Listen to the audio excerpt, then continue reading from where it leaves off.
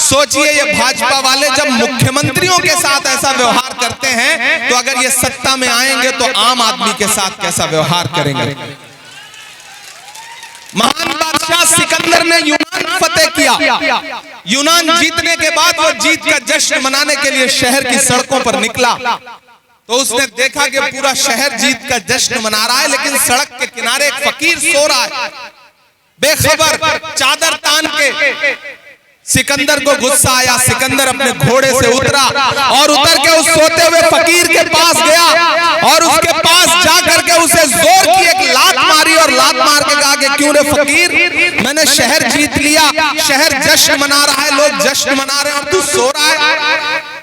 तो उस फकीर की बात सुनना और उस फकीर की बात का जवाब पर आपकी तालियां उठें। उस फकीर ने सिकंदर की तरफ नींदी आंखों से देखा और देख के कहा कि शहर फतेह करना बादशाहों का काम है, लेकिन लात मारना गधे का काम है। ये भाजपा वाले जो नफरत की खेती यहां पर करना चाहते हैं, महागामा वालों उसको कामयाब नहीं होने देना है। वो असम से एक चीफ मिनिस्टर साहब आए हैं, हिमंत विश्व शर्मा, उनके पास और कोई एजेंडा नहीं है। आपके यहाँ एक नेताजी रहते हैं, आपके सांसद, उनके पास कोई एजेंडा नहीं है। मैं इन दिनों झारखंड में नक्शा लेकर के घूम रहा हूँ भारत का, मैं जहां भी जा रहा हूँ नक्शा लेकर के जा रहा हूँ। ये जो आकर के आपके बीच में कह रहे ना घुसपैठ घुसपैठ घुसपैठिया, मैं तो यहाँ के सांसद से भी कहूंगा और असम के मुख्यमंत्री से भी कहूंगा कि मेरे हाथ में ये जो भारत का नक्शा है इसमें आइए देखिए, ये है झारखंड। मैं चैलेंज करता हूं, आइए डिबेट करिए, ये नक्शा लेके मैं बहस करने को तैयार हूं। बताइए इस झारखंड की कौन सी सीमा है जो जाकर के किसी और देश को लगती है। ये नक्शा देखिए और मैं उनके समर्थकों से भी कहूंगा कि ये नक्शा देखिए, झारखंड की कोई भी सीमा किसी दूसरे देश से लगती ही नहीं है, जुड़ती ही नहीं है। ये झूठ बोलना बंद करो, इनके पास मुद्दे नहीं है, ये नफरत की खेती करना चाहते हैं। और जिन लोगों को लगता है कि इनकी नफरत की खेती से कुछ विकास का काम हो सकेगा, वो गलतफहमी के शिकार हैं। नादान हो, इस दौर में क्या ढूंढ रहे हो तुम? जहर की शीशी में दवा ढूंढ रहे हो। किसी मुगालते में नहीं आना है। एक तरफ वो लोग खड़े हैं जिनका नारा क्या है, बटोगे कटोगे मंगलसूत्र छीन लेंगे, भैंस खोल ले जाएंगे, ढहा देंगे, उल्टा लटका देंगे। और एक तरफ हमारे नारे क्या है, नफरत के बाजार में मोहब्बत की दुकान खोलनी है। आओ साथ चलते हैं। एक तरफ नफरत खड़ी है, एक तरफ मोहब्बत खड़ी है। एक तरफ नरेंद्र मोदी जी खड़े हैं, अमित शाह जी खड़े हैं, हिमंत विश्व शर्मा खड़े हैं, और एक तरफ राहुल गांधी खड़े हैं, हेमंत सोरेन खड़े हैं, लालू यादव जी खड़े हैं। आपको तय करना है कि नफरत के साथ जाना है या मोहब्बत के साथ जाना है। मैं अपनी बहन के लिए आपसे अपील करने आया हूं, हजारों किलोमीटर दूर से मेरे भाइयों, कि ये लड़ाई बहुत बड़ी है। इस लड़ाई में एक भी वोट इधर उधर कहीं देने का मतलब है भाजपा को सीधे फायदा पहुंचाना। मैं सैल्यूट करूंगा राहुल गांधी जी को। याद करिए वो नारा 400 पार का, और याद करिए उस समय भाजपा के नेताओं के भाषण, चाहे अनंत हेगड़े हो, चाहे लल्लू सिंह हो, चाहे दिया मिर्धा हो, चाहे अरुण गोविल हो, एक नारा था उनका कि हमें बहुमत दो, हमें संविधान बदलना है। लेकिन ये तो भारत की जनता का आभार कि 400 पार का नारा लगाने वालों को 240 पे पटक दिया। मजबूर होकर के उन्हें बैसाखियों का सहारा लेना पड़ा। एक बैसाखी आंध्र प्रदेश से चंद्र बाबू, एक बिहार से नीतीश बाबू। एक बैसाखी छिटकी, एक बैसाखी छिटकी, सरकार की जान अटकी। एक बैसाखी हटी, सरकार गई। इसलिए मैं आप सबसे अपील करने आया हूं कि जो झारखंड का और महाराष्ट्र का चुनाव है ना, ये इस बात का आने वाले वक्त में फैसला करेगा कि ये जो दिल्ली से रिमोट कंट्रोल के जरिए नफरत परोसने की कोशिश की जा रही है उसकी उम्र कितनी है। मुझे पता है धूप बहुत तेज है और इस धूप में आप गर्मी में पिछले कई घंटे से पसीने में खड़े हैं। मैं भी पसीने में खड़ा हूं। हाँ मैं बोलूंगा, मैं तो बोलूंगा ही। नया पाने की चाहत में पुराना छूट जाता है। तुझे अपनाऊं तो मुझसे जमाना। अरे चाचा इसकी जरूरत नहीं, आप बैठिए, आप पसीने से बचे रहें। हम नई नस्लों के लोग हैं, हम नए नौजवान साथी हैं। न तो हम भूख से कुमलाने वाले लोग हैं, न किसी आंच से पिघलने वाले लोग हैं। गमों की आंच में भी मुस्कुरा कर चलना पड़ता है। ये दुनिया है, यहाँ चेहरा सजा कर चलना पड़ता है। और मोदी साहब तुम्हारा कद मेरे कद से बहुत ऊंचा सही, लेकिन चढ़ाई पर कमर सबको झुकाकर चलना पड़ता है। ये चुनाव तय करेगा आने वाले दिनों में, ये चुनाव तय करेगा मेरे भाई। पूरी भाजपा लगी हुई है, कई मुख्यमंत्री लगे हुए हैं, और इधर हेमंत सोरेन, कल्पना जी और कांग्रेस के सिपाही, कांग्रेस के कार्यकर्ता, आरजेडी के सिपाही, सब जिस तरह से बिना संसाधन के भी इस लड़ाई को लड़ रहे हैं। और मैंने बहन दीपिका पांडे का काम देखा है, इसलिए मैं आपसे कहने आया हूं कि आने वाले दिनों में जब 20 तारीख को आप घरों से बाहर निकलेंगे तो सिर्फ ये सोच के मत जाइएगा कि विधायक चुनने जा रहे हो। ये सोच के जाना कि आप आने वाली सरकार में एक मजबूत कैबिनेट मंत्री चुनने जा रहे हो। ये सोच के घर से बाहर निकलना है।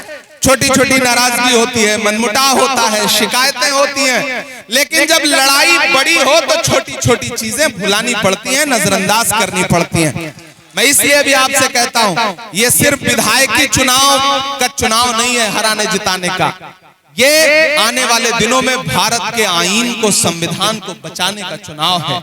इसलिए आप सबको इस लड़ाई में गठबंधन के प्रत्याशियों के साथ खड़ा होना पड़ेगा। पूरे गोड्डा डिस्ट्रिक्ट में जो भी गठबंधन के प्रत्याशी हैं, आपको उनका सपोर्ट करना पड़ेगा। मैं आपसे अपील करता हूं मेरे भाई कि इस चुनाव में, मैंने कहा ना मैं बहुत दूर से आया हूं, नया पाने की चाहत में पुराना छूट जाता है। तुझे अपनाऊं तो मुझसे जमाना रूठ जाता है। मोहब्बत पढ़ने लिखने में बहुत आसान है, लेकिन मोहब्बत को निभाने में पसीना छूट जाता है। मुझे पता है आप घंटों से यहाँ खड़े हैं इस तपती दोपहरी में, मेरी मोहब्बत में, दीपिका जी के समर्थन में, राहुल गांधी के लिए। मैं तो सियासत की दुनिया का आदमी नहीं, खुदा ने मुझे शायरी लिखने, कहने, पढ़ने की सलाहियत दी, तो मेरा खुदा गवाह है कि मैंने उस शायरी का इस्तेमाल महबूबा के जुल्फ और आंचल पे नज़्में पढ़ने के लिए नहीं किया। मैंने अपनी शायरी का इस्तेमाल नजीब की माँ के आंसुओं के लिए किया, पहलू खान की माँ के आंसुओं के लिए किया, तबरेज अंसारी के लिए आवाज उठाने के लिए किया। जब इसी झारखंड में बच्चा चोरी के आरोप में कई पिछड़े समाज के, आदिवासी समाज के लोग मारे गए, तो मैंने उनके लिए आवाज उठाने का काम किया। और जिस दिन मुझे पार्लियामेंट में जाने का मौका मिला, मैंने देश की संसद में खड़े होकर के भी एक लम्हा ऐसा नहीं गुजरा है जब आपके लिए लड़ाई न लड़ी हो। मैं झुका नहीं, मैं डरा नहीं, कहीं छुप छुपा के खड़ा नहीं। जो डटे हुए हैं महाज पर, मुझे उन सफों में तलाश कर मैं लड़ रहा हूं आपके लिए। और उस बुनियाद पर आपसे कहने आया हूं कि मैं राहुल गांधी का सिपाही हूं। राहुल गांधी के कंधे से कंधा मिला करके इस मुल्क में नफरत के खात्मे की लड़ाई लड़ रहा हूं, संविधान को बचाने की लड़ाई लड़ रहा हूं। उस लड़ाई में बहन दीपिका पांडे भी हमारी एक सहयोगी हैं। इसलिए मैं आपसे अपील करता हूं कि राहुल गांधी का चेहरा नजर में रखिए और याद करिए कि जब इस मुल्क में नफरतें सर उठा करके चीख रही थी, ऐसे वक्त में राहुल गांधी ने कन्याकुमारी से कश्मीर तक 4000 किलोमीटर पैदल चल के देश को यह संदेशा दिया कि नफरत के खिलाफ कोई लड़ाई लड़ सकता है तो राहुल गांधी लड़ सकते हैं। मैं उनके साथ चला हूं, अपने पैर के छालों की परवाह किए बगैर। मुझसे मीडिया के साथी कहते थे, इमरान साहब आप तो शायर हैं, राहुल गांधी के साथ चल रहे हैं, आप क्या कहेंगे? तब मैं कह देता था कि जो हर जालिम से टकराएगी वो आंधी बनाऊंगा, जो हर जालिम से टकराएगी वो आंधी बनाऊंगा। नए अंग्रेज आए हैं, नया गांधी बनाऊंगा। वो नया गांधी जो इस दौर में इस लड़ाई को लड़ रहा है, मैं उसके नाम पर, उसके साथ से यहाँ पर बहन दीपिका पांडे के लिए वोट मांगने आया। हमारे माइनॉरिटी डिपार्टमेंट के स्टेट चेयरमैन मंजूर अंसारी साहब यहाँ बैठे हैं, हमारे अनवार अंसारी साहब यहाँ बैठे हैं। हम सब आपसे कहने आए हैं कि छोटी छोटी अगर कोई नाराजगी भी है तो उसे किनारे रखिए, क्योंकि ये लड़ाई बहुत बड़ी है और इस बड़ी लड़ाई में आपके एक वोट भी बर्बाद भाजपा को फायदा पहुंचेगा तो इस लड़ाई का फायदा क्या रह जाएगा आप सारे लोगों को। मैं आपसे ये कहने आया हूं, इनके झूठ में मत आइएगा भाजपाइयों के। ये जब सीधी लड़ाई में नहीं जीत पाते हैं तो फिर बांटने वाली साजिश में लग जाते हैं। इस इधर से 2000, 1000 इधर से 3000 उधर से नुकसान करवा लो। नुकसान नहीं करना है, क्योंकि झारखंड की अस्मिता की लड़ाई है। वो जीतेंगे तो अंबानी और अडानी का कर्जा माफ होगा, हम जीतेंगे तो किसानों का कर्जा माफ होगा। मैया सम्मान योजना में 1000 से बढ़ा के 2500 रुपए किया जाएगा। अगर हम जीतेंगे तो कांग्रेस की गारंटी है कि 24 जिले में 24 इंजीनियरिंग कॉलेज, 24 मेडिकल कॉलेज और हर प्रखंड में एक डिग्री कॉलेज खोला जाएगा। ये कांग्रेस पार्टी का वादा है। उनकी गारंटी क्या है? नफरत की। हमारी गारंटी क्या है? विकास की। उनके झांसे में मत आइएगा। वो पिछले दिनों में पार्लियामेंट में बैठा था, प्रधानमंत्री खड़े हुए भाषण देने लगे, बोले बताओ कांग्रेस वालों 70 साल में क्या बनाया। मैं खड़ा हुआ, मैंने बताना शुरू किया, तब तक मल्लिकार्जुन खड़गे जी बैठे थे। बोले इमरान मत बताओ, जो बताओगे ये उसको भी बेच देंगे, इनका काम सिर्फ बेचने का। मत बताओ इनको, जो बताओगे ये उसको बेच देंगे। ये भाजपा के लोग, यहाँ के सांसद, वो असम का मुख्यमंत्री आकर के हिसाब मांगता है कि 70 साल का हिसाब दो कांग्रेस वालों। अरे महागामा वालों, अब जब आए वो हिसाब मांगे तो उनसे कहना कि अरे भाजपा वालों, तुम्हें किस मुंह से हिसाब मांगने का अधिकार है? जो सरकार अपना चलाया हुआ 2000 का नोट 7 साल नहीं चला सकी, वो हमसे 70 साल का हिसाब मांगती है। ये झूठे लोग हैं, इनके झांसे में नहीं आना है। मैं तो पार्लियामेंट में खड़ा होकर के इनसे सवाल पूछता हूं। याद है इनका नारा? भाइयों बहनों, देश के खजाने की चाबी मुझे सौंप दो, मैं चौकीदारी करूंगा, देश नहीं लुटने दूंगा। याद है इनका नारा? लेकिन मैं इन दिनों देश भर में जहां जाता हूं उनसे सवाल पूछता हूं कि कहां सोया है चौकीदार। अब लग रहा है कि मैं महागामा में खड़ा हूं, यहाँ के जिंदा दिल लोगों के बीच में खड़ा हूं। उधर जो सड़क पर खड़े हैं उनका भी समर्थन मिलेगा, उधर जो छतों पर हैं उस तरफ जो हैं सबका समर्थन मुझे मिलना चाहिए। कि कहां सोया है चौकीदार, कहां सोया है चौकीदार। विजय माल्या नाक के नीचे से हो गया फरार। कहां सोया है चौकीदार, कहां सोया है चौकीदार। यहाँ टीन के नीचे भी ढेर सारे लोग खड़े हैं, मंच पे भी जो हमारे सहयोगी बैठे हैं, गठबंधन के पार्टी के जो अलग अलग पदाधिकारी बैठे हैं, मैं सबका स्वागत करता हूँ। हमारी यूथ कांग्रेस की बहन जो अभी संचालन कर रही थी, मैं उनका भी स्वागत करता हूँ। और ये पंक्तियां पढ़ता हूँ। कहां सोया है चौकीदार, कहां सोया है चौकीदार। गैस सिलेंडर की कीमत भी 1000 के पार। कहां सोया है चौकीदार, कहां सोया है चौकीदार। के चाय दीपिका जी कितने समझदार लोग हैं आपके महागामा के। कोई नाम नहीं ले रहा हूं, मैं चौकीदार कह रहा हूं और फिर चाय कह रहा हूं। ये समझ जा रहे हैं, इनको स्वाद आ जा रहा है बिना कोई नाम लिए। मैं सैल्यूट करता हूं महागामा वालों, सैल्यूट करता हूं आपको। कि चाय नहीं, आगे तो पढ़ने दीजिए। कि चाय बेचने वाला पूरा भारत बेच रहा है। बेच रहा है कि नहीं बेच रहा है? बेच रहा है कि नहीं बेच रहा है? कि चाय बेचने वाला पूरा भारत बेच रहा है। इसी काम में हासिल उसे महारत बेच रहा है। कि रेल बिक गई, तेल बिक गया, बिका हवाई अड्डा। अगली लाइन पे ना एक नाम आएगा और वो नाम सच्चा लगे तो आपकी तालियों का शोर पूरे झारखंड में जाना चाहिए, दिल्ली तक जाना चाहिए। मैं पढ़ता हूं कि रेल बिक गई, तेल बिक गया, बिका हवाई अड्डा, सब कुछ बिकता देख के खुश हैं अपने जेपी नड्डा।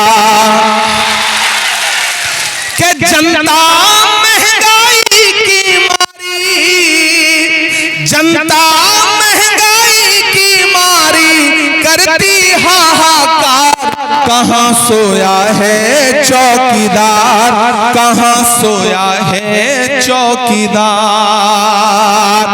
ये आके कोई भी नारा लगाए, इनके नारे पे रिएक्ट नहीं करना है, इनके झांसे में नहीं आना है।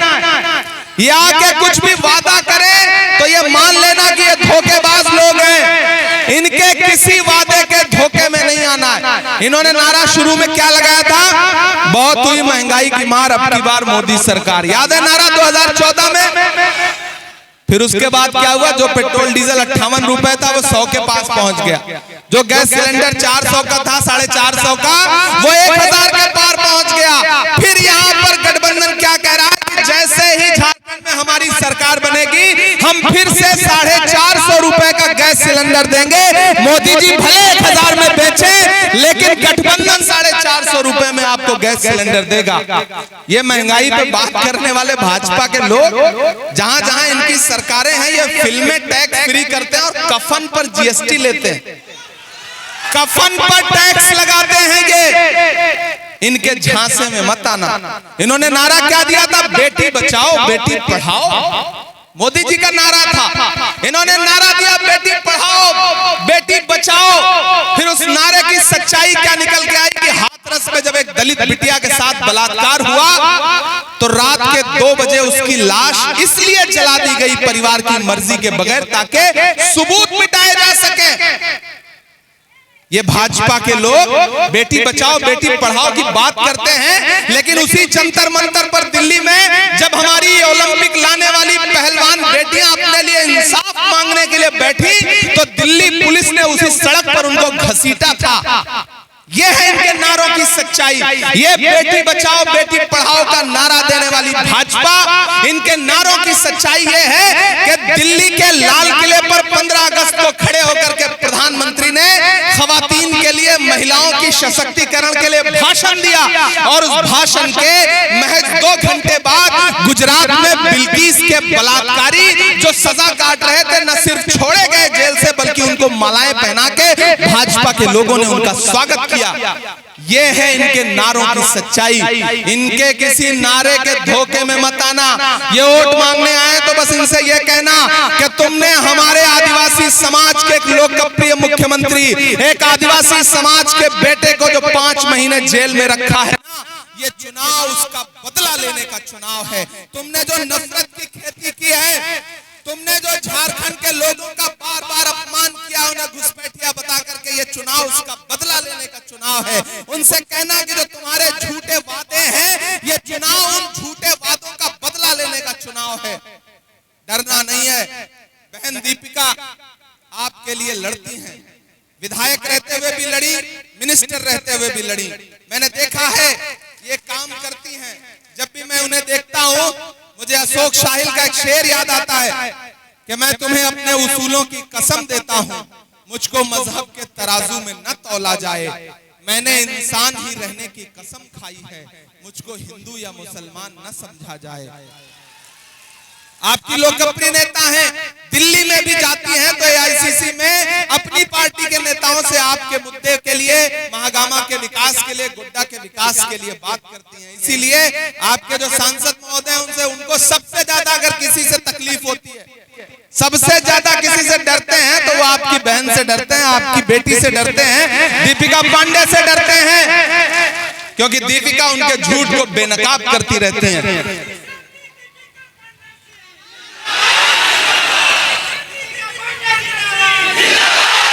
सिर्फ शेरनी नहीं है, बब्बर शेरनी है ये। और इस बहन को जिता करके 20 तारीख को वोटिंग है यहाँ पर। 20 तारीख को घरों से बाहर निकलना, अपना एक वोट लेकर के, और अपना एक वोट हाथ के पंजे के सामने वाली बटन पे दबाना, क्योंकि आपका दबाया गया बटन सिर्फ दीपिका पांडे को उसका वोट नहीं मिलेगा, मोहब्बत के उस मसीहा को मिलेगा जिसका नाम राहुल गांधी है। आपका दिया गया एक वोट, आपका दिया एक वोट सिर्फ दीपिका पांडे को नहीं मिलेगा, इन फासिस्ट ताकतों के खिलाफ लड़ने वाले हेमंत सोरेन जी को मिलेगा। आपका दिया गया एक वोट मल्लिकार्जुन खड़गे जी को मिलेगा, आपका दिया गया एक वोट लालू यादव जी को मिलेगा, और आपका दिया गया एक वोट आपके इस बेटे, आपके इस भाई इमरान प्रतापगढ़ी पे आपका एहसान होगा। इसलिए भी मैं आप सबसे अपील करने आया हूं कि इस बार कोई गलती नहीं करना है, बस एक सोच बना करके जाइए। बिरसा मुंडा की धरती ने फिर से ये ललकारा है, गठबंधन ही जीतेगा, हेमंत सोरेन दोबारा है। ये सोच लेकर के घरों से बाहर निकलिए। ये जो डराने वाले, खरीदने वाले, बांटने वाले, ये सब जो करने आए ना, इनके किसी झांसे में नहीं आना है। नहीं आइएगा ना कि जख्म पर जख्म खा के निकले हैं हम, अगर मुस्कुरा के निकले हैं। पार्लियामेंट में एक दिन हम लड़ रहे थे आपके मुद्दे पे, 146 सांसद सस्पेंड कर दिए गए। मैं बाहर निकला, मीडिया के साथियों ने कहा इमरान साहब सस्पेंड हो गए। हमने कहा इस दौर में अगर सस्पेंड ना होंगे तो ऐसा लगेगा कि हमारा नाम बुज़दिलों में शुमार किया जा रहा है।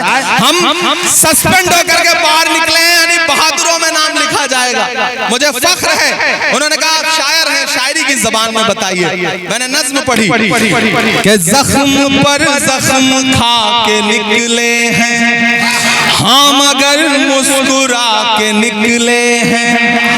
अब तैयार रहना, अगली 2 लाइन पे कोई भी हाथ खामोश नहीं रहेगा कि जख्म पर जख्म खा के निकले हैं हम, अगर मुस्कुरा के निकले हैं। सर झुकाने का हुक्म जब आया और भी सर उठा के निकले हैं, और भी सर उठा के निकले हैं, और भी सर उठा के निकले हैं। और जो कह के जा रहा हूं, ये आने वाले दिनों में सच साबित होगा महागामा वालों कि हर सितम का जवाब आएगा, देखना इनकलाब आएगा।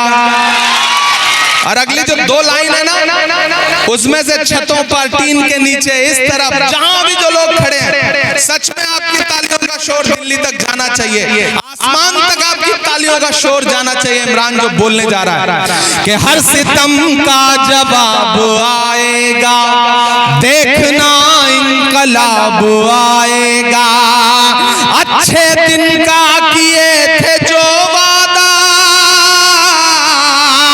अच्छे दिन का किए थे जो वादा, उनका दिन भी खराब आएगा, उनका दिन भी खराब आएगा।